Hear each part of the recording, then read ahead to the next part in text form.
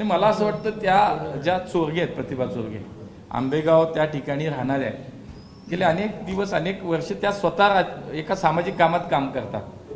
आता या पार्श्वभूमीवरती तुम्ही म्हणाल की मग हे आणि ते वेगळे कसं, तर मला असं वाटतं की ज्या वेळेला माननीय पालकमंत्री बोलतात की या शहरातले गुन्हेगारी संपली पाहिजे, कोयता गँग संपली पाहिजे, आणि दुसऱ्या बाजूला पुण्याच्या पूर्वेपासून पश्चिमेपासून दक्षिणेपर्यंत त्यांची उमेदवाराची यादी पाहिल्यानंतर सरसकट आपल्याला दिसतं की हे कुठल्या तत्वात बसतं हे मला माहीत नाही.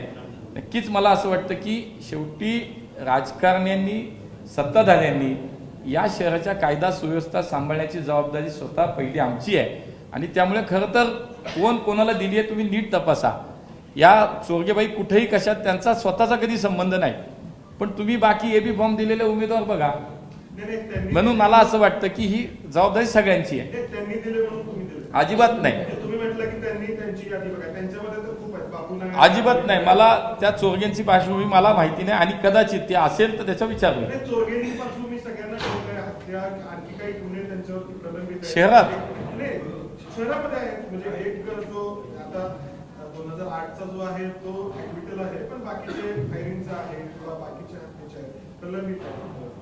मी माहिती आम्ही पण ती माहिती घेऊ, पण मला असं वाटतं की हा विचार सगळ्यांनीच केला पाहिजे.